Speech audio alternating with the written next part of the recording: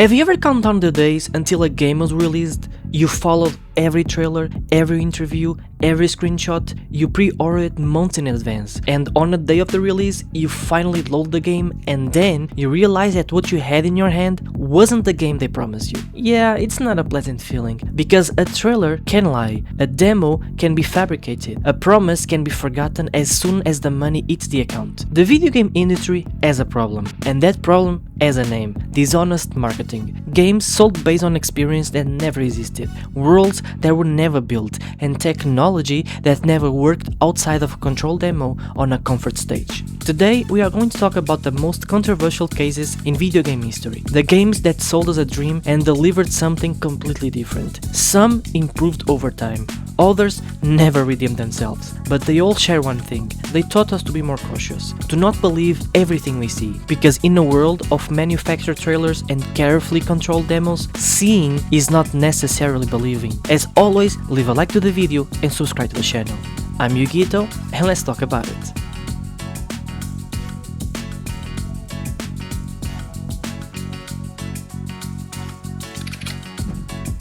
It was August 2014. Sony had just shown the world a trailer that surprised everyone: an infinite universe, living and rich planets that every single one was unique, spaceships battling in space, in epic combat, and the implicit promise you will never at any point in your life run out of things to discover. The hype surrounding No Man's Sky was unlike almost anything the industry had ever seen. It wasn't just enthusiasm, it was faith. People genuinely believed that the studio Hello Games was building something that would redefine what a video game could be. Sean Murray, the face of the company, the man who appeared in every interview with a contagious smile and even more contagious promises, talked about multiplayer. He talked about meeting other players in a shared universe. He talked about complex alien civilizations, interconnected economies on an experience that would grow and evolve. And then came August 2016. The game was released, and the infinite universe was there. The planets were there, but everything else, not really. There was no real multiplayer. Two players who arrived at the same point in the universe simply couldn't see each other. Alien civilizations were reduced to repetitive stations with generic dialogue. Space combat was simplistic, and the infinite universe paradoxically felt empty. Immensely empty. The internet exploded, not with enthusiasm, but with fury. No Man's Sky quickly became a symbol, the symbol of everything that was wrong with the marketing of the video game industry. Sean Murray disappeared from social media. Hello Games went silent, and that's when something unexpected happened. Instead of abandoning the game, as so many other studios would have done, Hello Games started working silently. No announcements, no conferences, no promises, just updates, one after another, for years. Real multiplayer, buildable bases, narrative missions, fleets of ships, underwater worlds, and co-op expeditions. Today, No Man's Sky is a completely different game from the one that came out in 2016. Ironically, it's much closer to what Sean Murray promised than the original product ever was. And it's free for those who already bought it. Every update, every new piece of content at no additional cost. No Man's Sky is simultaneously one of the biggest scandals and one of the biggest redemptions in the history of video games. It's the story of a studio that promised too much, failed publicly, and then, instead of running away, stayed and built what they had promised. It took years, but they delivered. Well, almost.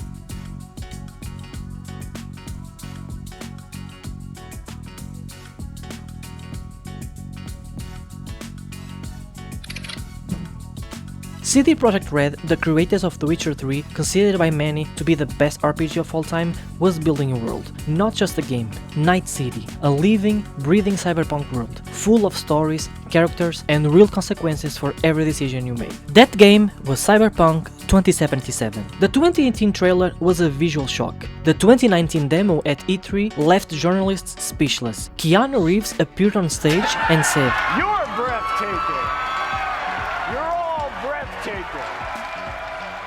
and the whole world repeated that phrase for weeks. The hype had reached a level that was no longer about the game, it was about a cultural phenomenon. And then came the delays. 1, 2, 3. Each time CD Projekt Red pushed back the release date, the tension increased. The press and the investors pressured. Gamers became worried. And in December 2020, after years of promises, Cyberpunk 2077 finally came out. On PC, it was impressive, visually stunning, narratively rich, with a nice city that felt genuinely alive on a level few games have ever achieved, but there were few problems. Bugs, promised systems that were missing or simplified, a traffic AI that was a shadow of what the demos had shown, but it was a game, a real game, a game that with time and patience you could appreciate. However, on older consoles, PS4 and Xbox One, it was a completely different story.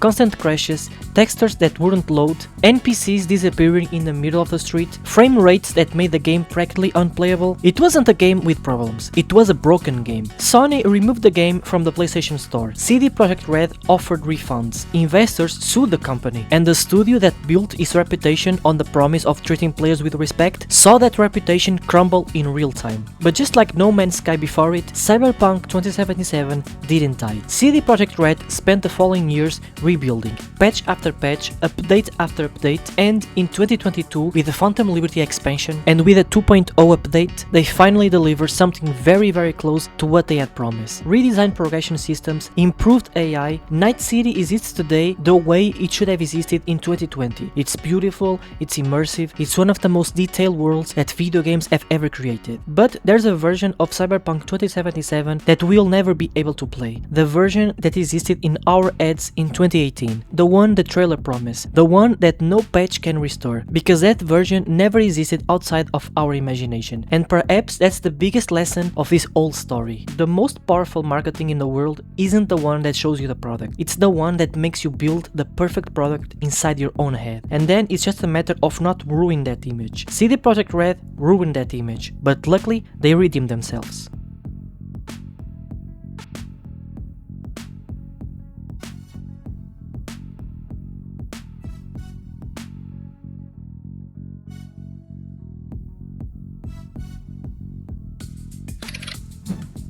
It was June 2012, Los Angeles, the stage of E3, the world's largest video game conference, and Ubisoft had just shown something no one expected. A city, not just a setting, a living, interconnected city where every traffic light, every surveillance camera, every cell phone of every passerby was connected to a single system, and you control that system. In Watch Dogs, you are Aiden Pierce, a hacker in a futuristic Chicago who can bend the entire city to your will, stop trains, cut off electricity, and access the bank accounts of anyone who passed you in the street. The demo was a revolution. The graphics were from a generation that hadn't yet arrived. Dynamic shadows, real-time reflections, crowds with individual and realistic behavior, rain ran down buildings in a way we had never seen in an open-world game. There was a visual and technological depth that seemed impossible at that time. The internet went crazy. Watch Dogs immediately became one of the most anticipated games in recent history. Ubisoft had done the impossible. Create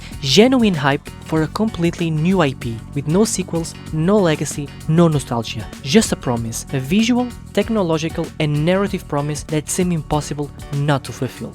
2 years later, in May 2014, Watch Dogs was released, and the first thing everyone did was compare, side by side, the 2012 demo and the 2014 game. And the difference was undeniable. The shadows were simpler, the reflections had disappeared or been drastically reduced, the rain no longer ran down the buildings in the same way, the crowds moved in a more generic way, the city, which in the demo seemed to have a soul of its own, now felt like any other Ubisoft open world, functional but without that spark that the trailer had promised. years. And then something curious happened. A modder named Dancing Henji discovered hidden files in the game itself, shaders, lighting effects, and graphical settings that Ubisoft had deliberately disabled before launch. When they re-enabled them, the game surprisingly came close to the 2012 demo. The technology was there, hidden, disabled. Ubisoft never officially explained why, but the most accepted theory is simple and brutal. The game needed to be released on older consoles, the PS3 and Xbox 360, and those systems couldn't handle what the demo had shown. Instead of creating different versions for different platforms, the company chose to level down for everyone. Watch Dogs wasn't a bad game. It had interesting mechanics, a decent narrative, and a world that, if you ignore what the trailer promised, was perfectly competent. But nobody could ignore the trailer. It was impossible, because when you promise a revolution and deliver an evolution, people are ungrateful for what they received. They get angry at what was taken from them. Watch Dogs became a symbol of a problem the industry still hasn't solved: deliberate graphical downgrading, the practice of showing versions of a game that will never exist in the hands of the consumer, to create hype that the final product cannot sustain. And the biggest irony of this whole story, its sequence, Watch Dogs 2, was generally a good game, better than the original in almost every way, but almost no one gave it a chance, because trust had been broken, and trust, once lost, is the hardest resource to recover in the video game industry.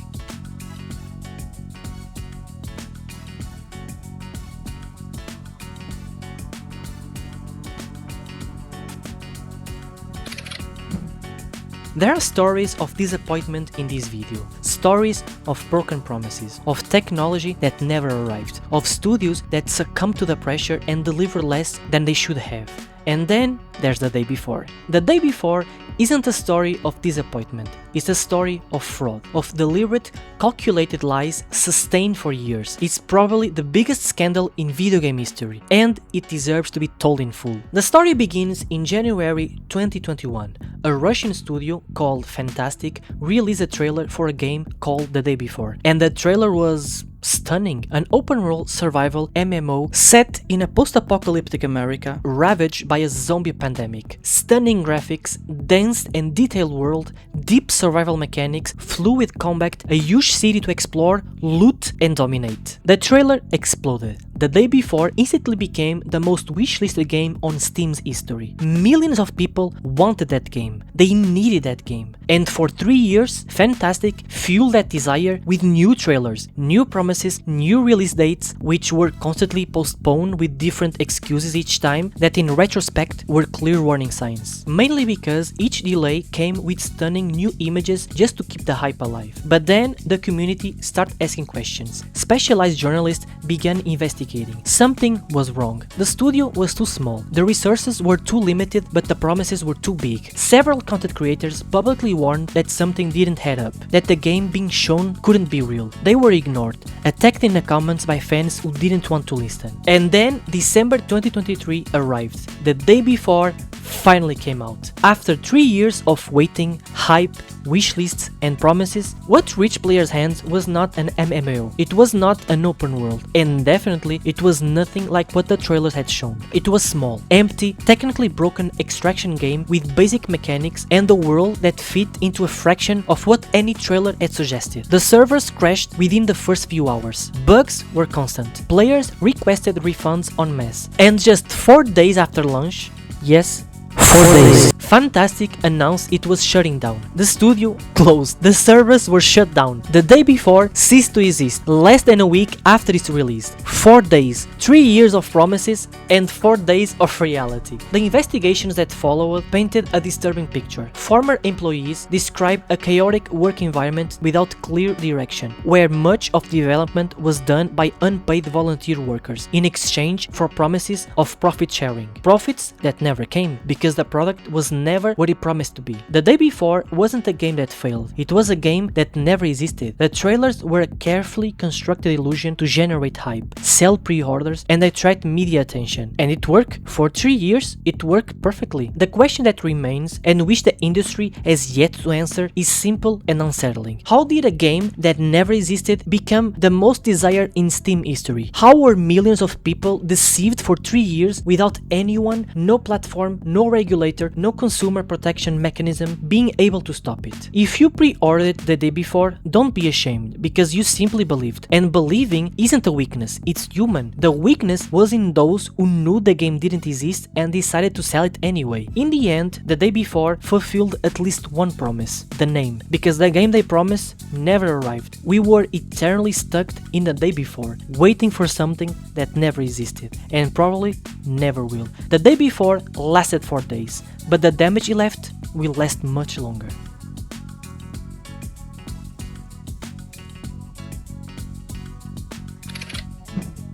There are games that fail silently, that come out, disappoint and disappear without leaving much of a trace. And there are games that fail loudly, that become a conversation, a meme, a symbol of something that went very wrong. Forspoken was one of those games. The premise had everything to work. A young New Yorker named Frey Holland is magically transported to a fantasy world called Hathia, a once prosperous kingdom now devastated by a corrupt force called the Rapture. To survive and return home, Frey must master extraordinary magical powers and confront the Tanta, 4 witches who once ruled Hathia and have now lost their sanity. On paper, it's a story with potential, a modern protagonist thrown into an epic world, spectacular magic, an open world to explore, and Square Enix, one of the most respected publishers in the industry, behind the project. The first trailers were promising. The magic system seemed fluid and spectacular. Frey running through the landscapes of Hathia with a speed and elegance that few open world games had ever shown. The spells were varied, colorful and visual stunning. There was energy in the trailers that suggested something fresh, something different from the usual. And then the game came out in January 2023 and it all fell apart. Not in a dramatic way, not with gigantic bugs or collapsing servers. Forspoken fell apart in a quieter, crueler way. It was simple, mediocre, on a level that the trailers hadn't prepared anyone to expect. The open world of Hathia, which the trailers presented as rich and dense, was actually vast and empty. Miles of beautiful landscape, but without substance. No stories, no memorable characters, no genuine reasons to explore. It was the kind of open world that exists to impress in a screenshot, but feels hollow when you walk through it. The narrative, which promised a modern and irreverent protagonist, quickly became a source of frustration. The dialogues between Frey and Cuff, the magical bracelet that serves as her companion, were idly criticized for their superficiality and forced humor that constantly broke the narrative tension. There was a clear attempt to create a captivating dynamic between the two, and there was an equally clear distance between the attempt and the result. The combat, the element that the trailers highlight the most, was generally good,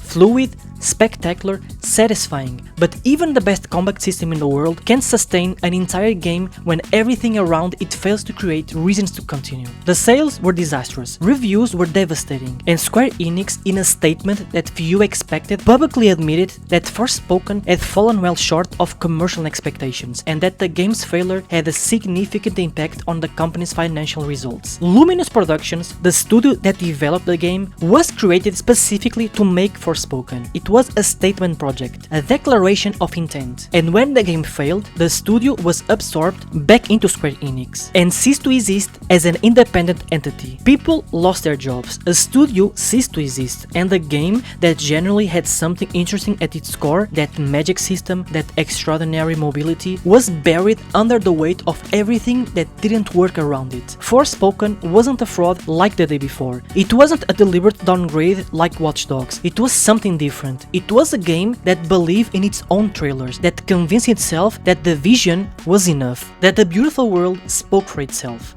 It didn't. And in the silence that followed the failure, there was a simple lesson the industry continues to learn the hard way. A trailer can sell a game, but only the game can justify that sale. Forspoken didn't justify it.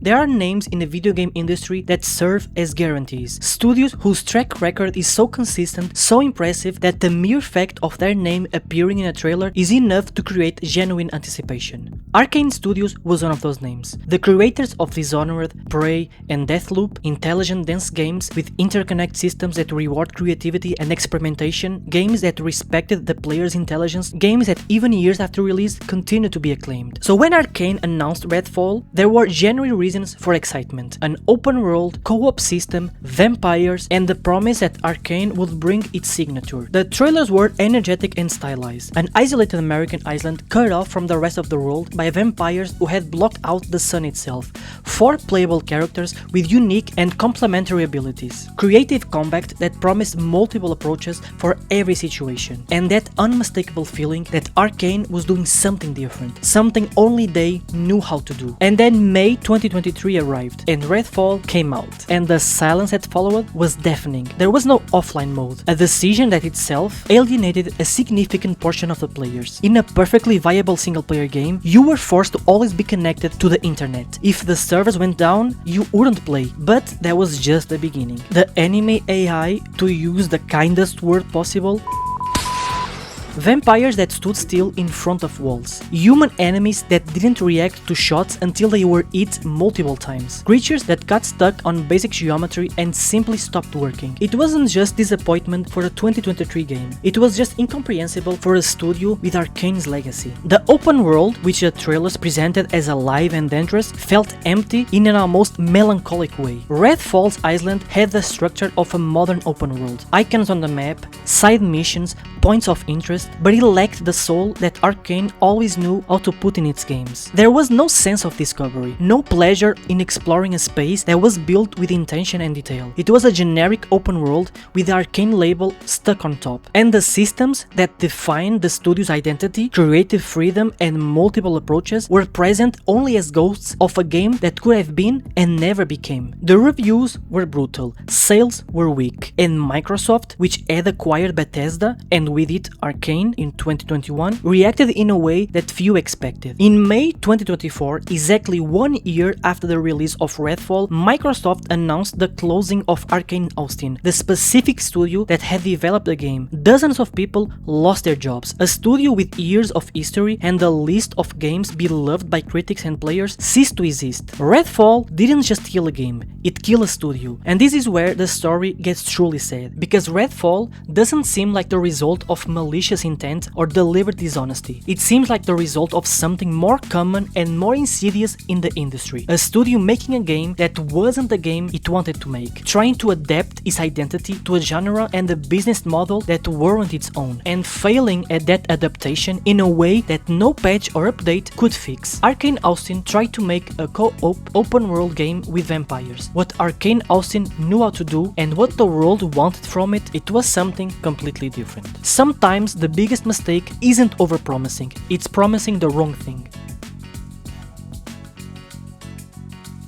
Do you know what all these stories have in common? Besides broken promises, bugs, closed studios, and lost money, is that there was always someone who believed, who watched the trailers and felt something real, a genuine enthusiasm, a true hope. And that person didn't deserve to be deceived. They never deserve it. If you have been a gamer long enough, you have probably experienced at least one of these stories firsthand, and you know how much it hurts. It's not just the money, it's a trust. It's the version of the game that exists in your head and that will never exist anywhere. So my advice for you is to keep that pain, not to make you bitter, but to make you wiser. If you enjoyed the video, give it a like and subscribe to the channel, and feel free to tell me in the comments some other examples that I should bring in the future. Thank you so much for your company. I'm Yugito, and I see you in the next video.